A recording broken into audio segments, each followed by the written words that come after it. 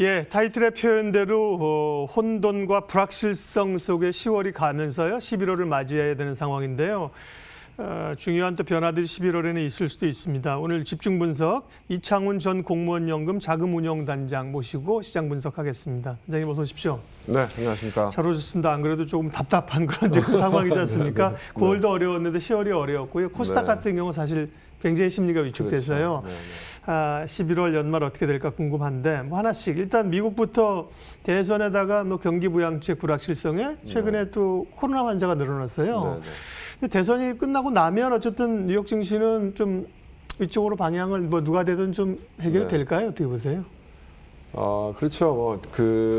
지난 4년 전에 그때 이제 트럼프하고 힐러리하고 선거가 있을 때 그때도 상황이 좀 그랬던 것 같은데요. 그 당시에도 선거 전에는 경계감 때문에 좀 조정이 있었던 것 같고요. 그다음에 그 당시에 이제 시장의 예상은 트럼프가 된다기보다는 힐러리가 될 거라고 생각했고, 그다음에 이제 트럼프가 되면은 주식시장이 좀 부정적으로 그때는 바라봤었어요. 왜냐하면 트럼프가 아무래도 예측 가능성이 낮기 때문에 트럼프보다는 힐러리를 시장이 선호했었는데 월스트리트가 또 전통적으로 민주당 쪽에 선호가 있었고, 근데 의외로 이제 트럼프가 당선되는 날 그날 빠졌다가 돌리면서 하루 빠지고 그 다음날 펴고 올랐죠. 뭐 굉장히 강한 장을 보여줬던 기억이 있는데요. 그래서 지금도 아마 이제 대선에 대한 불확실성이 좀 깔려 있는 것 같고, 제일 큰 거는 근소한 표차로 누군가가 됐을 때 트럼프 대선 불복 가능성이 있는 거 아니냐, 이런 이제 불확실성 때문에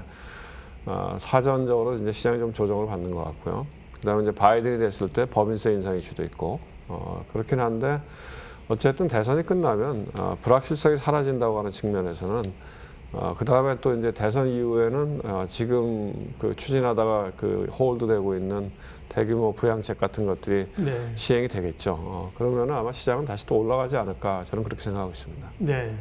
어쨌든 월가는 여러 노이즈가 최근에 있습니다만 선거 막판으로 가면서 월가는 뭐 바이든 쪽에 베팅을 하고 있다는 거는 변화가 없는 것 같고요. 그렇게 되면 소위 이제 바이든이 됐을 경우에 친환경주 이런 쪽, 그 전에 지금 미국이 이제 기술주가 좋긴 했지만 실적도 좋지만 사실 많이 올라서 좀 부담감들을 가지고 있었잖아요. 그런데 이런 어쨌든 뭐 트럼프가 되던 바이든이 되던 어떤 정책의 변화, 시장의 물줄기 자체가 조금 뭐 에너지나 친환경이나 이런 쪽으로 바뀔 가능성도 있다고 보세요?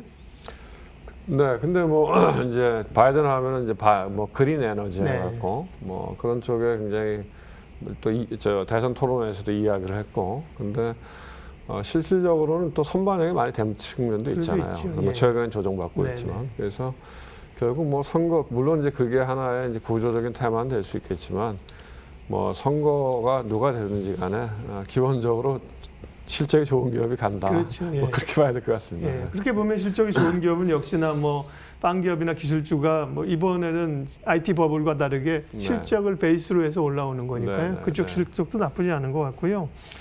환율 얘기도 좀 해야겠습니다. 어제 1126원이던가요? 뭐 1130원 밑으로 우리 원화가 대단히 빠르게 갔는데, 이머징 보니까 또 이머징 다른 국가들은 약하더라고요. 우리나 중국이나 이제 위안화나 원화가 강세인데 환율은 지금 수준에서 어떻게 보세요? 조금 더 떨어질 여지가 있나요? 단기적으로는 저는 오늘만큼 왔다고 봐요. 그러니까 이제 특히 이제 원화하고 위안화가 강했는데요. 그거는 제가 보기에는 이제 코로나 영향이 있다고 봅니다. 그러니까 중국이 이제 코로나의 발원제였지만 뭐 어쨌든 효과적으로 코로나 어느 정도 제어되고 있는 상태고, 저희 나라도 그렇고요. 그 다음에 이제 어제 우리나라의 GDP, 3분기 GDP가 발표가 됐지만 전분기 대비해서는 굉장히 큰 폭의 성장을 보여줬잖아요. 기대 이상의. 그래서 경제 펀더멘탈 자체가 통화의 강세를 좀 인정하고 있다, 이런 부분이 있고요. 또 하나는 이제 아시겠지만 이제 중국의 위안화가 우리나라 환율과 같은 자유변동 환율제가 아니잖아요. 거기는 이제 통화 바스켓을 갖고 관리변동 환율제를 쓰고 있는데, 그 위안화의 통화 바스켓에 코리아원이 거의 10% 가까이 들어가 있거든요. 그러니까 이제 위안화하고 원화가 굉장히 연동되는 경향을 보일 수밖에 없는 그런 구조를 만들어 놓고 있는데, 위안화가 이제 물론 이제 이게 미중 간의 무역 갈등 이슈도 있지만, 최근에 이제 경제 펀더멘털 이슈에 있어서도 위안화 강세로 가는 측면이 있고, 또 하나는 이제 중국이 그동안은 무역을 통해서 외화를 많이 벌어들였잖아요. 근데 이제 앞으로는 자본 수지 측면에서 외화가 좀 들어오는 쪽으로 유도를 하고 있잖아요. 예. 그러니까 이제 뭐 자본시장의 대외 개방을 계속 주식시장 이미 했고, 채권시장 쪽도 개방을 많이 확대해 나가는 측면에 있고, 또 전 세계적으로 보면 지금 거의 제로 금리잖아요, 국채 금리가. 근데 아직도 중국의 위안화 국채는 금리가 높으니까, 그래서 이제 외화 자금들이 중국 쪽으로 많이 들어가는 것 같아요. 그런 것들이 위안화의 강세를 유도하고 있고, 그 측면에서 이제 우리나라도 연동돼서 가는 측면은 있는 것 같은데, 어제 그 뉴욕 시장에서 보면은 위안화가 이제 바닥에서 좀 돌아서는 모양이 나왔거든요. 네. 그리고 우리 원화도 NDF에서 조금 올랐고, 그 다음에 이제 최근에 보면은 뭐 경제부총리나 기재부 차관이 구두 개입을 하잖아요. 그래서 저희가 이제 환율 시장에 우리가 환율을 조작하는 거는 뭐 미국의 견제가 있기 때문에 안 되지만, 저희가 이제 스무딩 오퍼레이션이라고 그러잖아요. 그래서 환율의 절상이든 절하든 속도가 너무 급할 때 그거를 조절하는 거는 뭐 국가적으로 용인이 되기 때문에 네. 아마 1120원대가 무너지면은 정부 개입이 있을 가능성이 많다. 그래서 당분간은 뭐 1120원이 지지선이 아니겠나 이렇게 보고 있습니다. 환율은 뭐 직접적으로 수급처럼 누가 사는 건 아니지만 시장 거시적으로 시장에 영향이 많은데요. 원화가 여기서 사실은 약세로 지난번 1,300원 뭐 갈 것 같은 분위기가 그리 오래지 않았거든요. 그렇죠, 그렇죠. 그 위로 사실 치솟고 가면 불안하죠. 불안한데 지금 워낙 이렇게 약세보단 강세로 가주는 게 좋은데, 근데 시장에서 기대하는 원화 강세, 외국인 매수 이런 아직은 지금 일단 좀 막힌 것 같고 얀통하고 있고요. 오히려 이제 수출주에 대한 부담 이런 얘기를 하고 있는데, 원화 강세와 관련해서 좀 오히려 좀 뭐 수혜주로 좀 찾을 만한 건 좀 없을까요? 네. 뭐 원화 강세면은 대표적으로 달러 부채를 많이 갖고 있는 기업, 네. 뭐 그건 항공주죠. 근데 이제 항공주가 지금 좀 애매한 국면이 있죠. 네.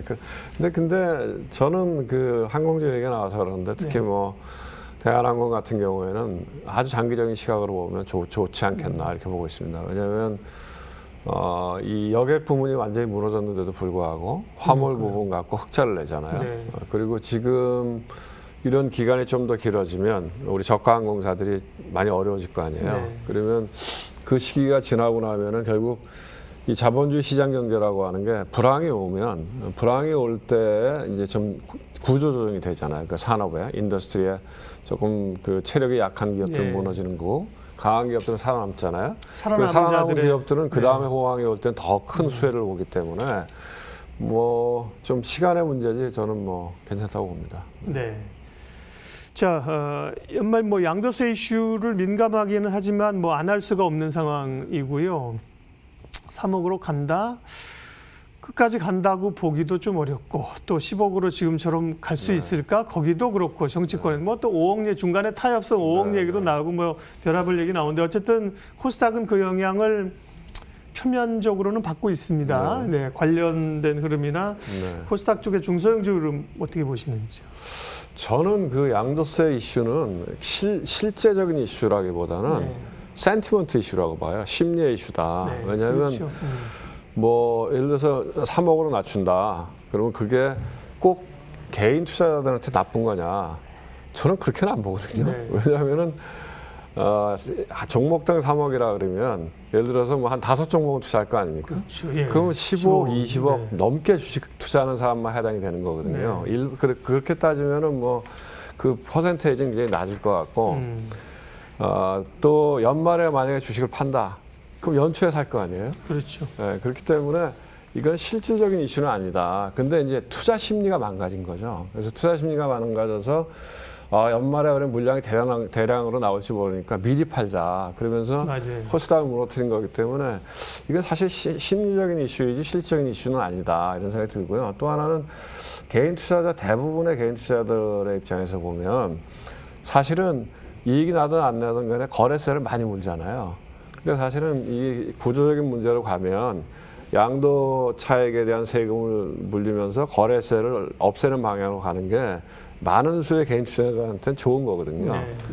그래서 이제 이게 뭐 어쨌든 이것 때문에 심리가 많이 무너져 있으니까 정부도 좀 이 심리라고 하는 측면에서 좀 한 발 물러서는 것도 괜찮지 않나. 그래서 뭐꼭 굳이 지금 3억을 해야 되냐. 그럼 뭐 한 5억 정도 해서 한 발 물러서는 모습을 보여주면서 심리를 좀 살리는 건 의미가 있다 이렇게 생각하고 있습니다. 중요하신 말씀이네요. 심리적인 요인들이 속도가 조금 빨랐던 거는 있는 것 같고요. 뭐 25억에서 10억으로 3억으로 이게 한 1년 만에 속도가 좀 빨랐던 건 있는 것 같고 말씀하신 것처럼 이제 시장의 흐름들을 그러면 그 2023년부터는 다 이제 세금을 매기잖아요. 사실 차익이 있으면 세금 내는 건 맞는 건데 그럼 거래세를 줄여야 되는데 대신 거래세를 줄여야죠. 거래세는 지금 뭐 찔끔찔끔 그러니까요. 거래세가 뭐냐면 증권회사의 매매 수수료가 뭐 0.1 뭐 이렇게밖에 안 되는데 0.00 뭐 이렇습니다. 그렇죠. 그런데 거래세가 낮췄다 그래도 지금 0.2가 0.25 이렇게 되잖아요. 그러니까 거래세가 너무 비싼 거죠. 그러니까요. 그리고 사실은 이제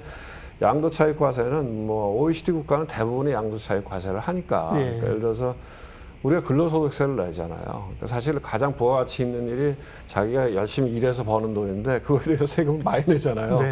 그럼 사실은 뭐 금융소득에 대해서 세금을 매긴다는 게 나쁜 건 아니거든요. 다만 이제 사람들의 심리를 너무 이렇게 말씀하신 대로 급하게 가면서 사람들의 심리를 무너뜨렸다 하는 게 이제 문제인 거죠. 그러면 중소형주 같은 경우는 시장의 흐름 자체는 지금 약간 대형주 쪽으로 좀 왔는데 대형주 쪽으로 일단 가는 게 흐름 자체는 좀 그쪽으로 그동안 사실 성장주가 오를 때 좀 너무 좀 지나치게 달려간 감이 있지 않습니까? 그래서 시장 전반적인 흐름은 좀 대형주나 가치주 쪽으로 조금 이렇게 지금 왔다 그렇게 봐도 됩니까, 단장님?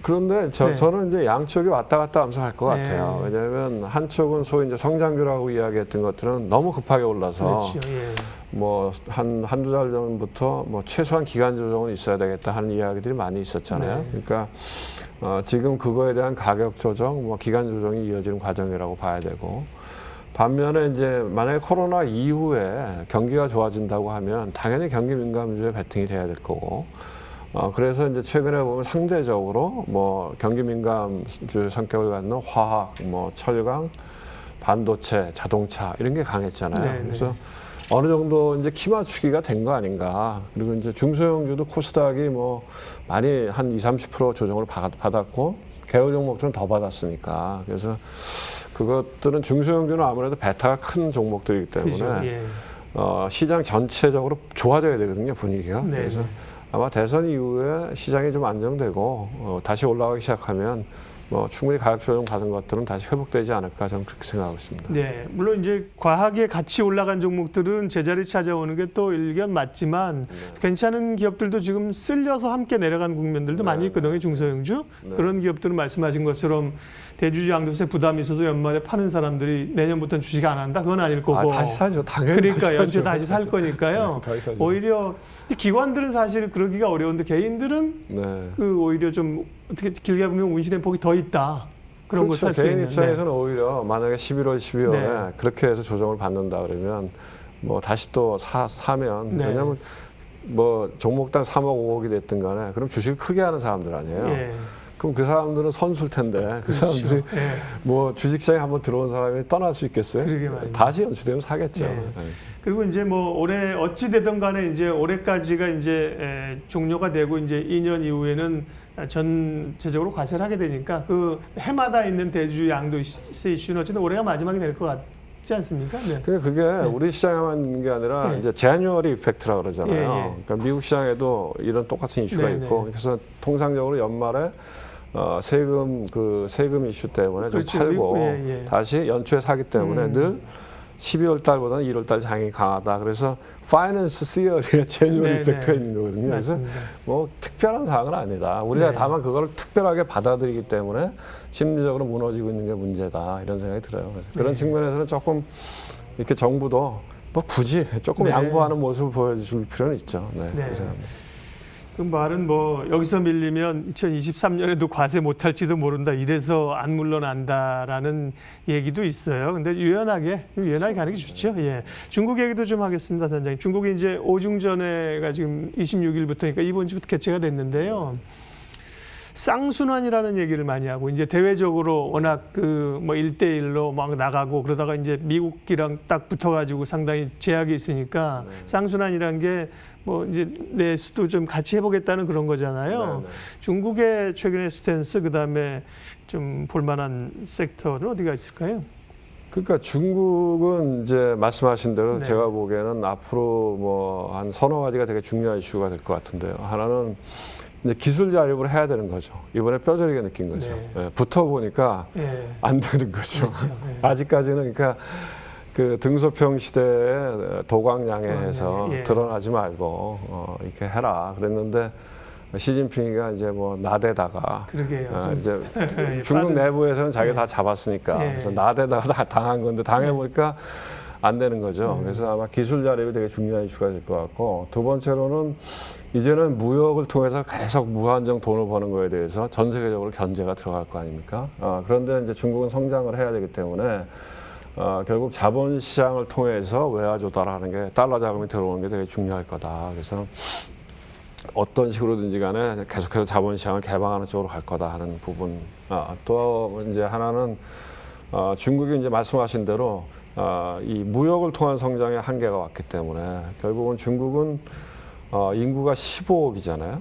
그러니까 내수가 엄청나게 중요한 시장인 거죠. 그러니까 미국 같은 경우가 소비의 GDP의 70% 이상이 소비잖아요. 예. 그러니까 결국은 중국도 이제는 이 전 세계의 어떤 그 물건을 공급하는 공급 뭐 이 창고의 역할이 아니고 자체적으로 내수 소비를 성장시켜서 경제가 끌고 가는 그런 쪽으로 가야 되기 때문에 그런 방향으로 갈 거라고 보고요.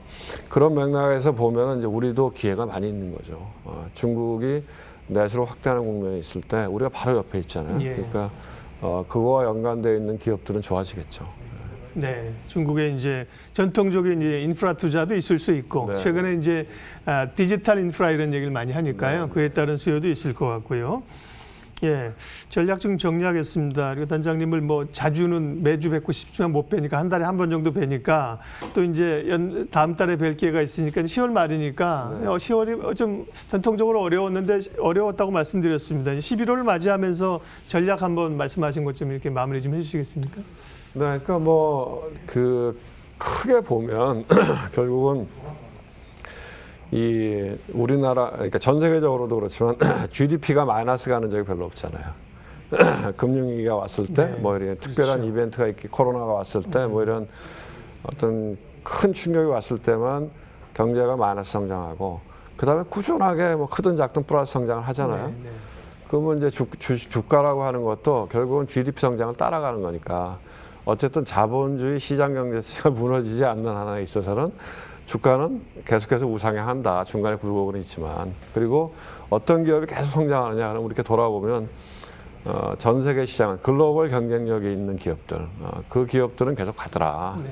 그리고 특히 이제 첨단에 서 있는 것들, 그 새로운 산업, 뭐 혁신, 이런 새로운 이 성장 그 스토리에 서 있는 기업들은 더 가더라. 그래서 그런 그 기본적인 믿음을 갖고 뭐 조정이 왔을 때 너무 두려워하지 마시고 뭐 이렇게 매수 기회로 삼고 또 하나 그렇지만 이제 본인이 리스크 관리가 필요하겠죠. 예를 들어서 내가 갖고 있는 돈을 다 잃으면 투자할 기회가 없는 거잖아요. 그러니까 적절한 선에서 자기 리스크 관리를 하면서 그래서 어쨌든 저는 미국의 대선이 지나가면 불확실성이 어느 정도 해소될 거다 이렇게 보고 있습니다. 네.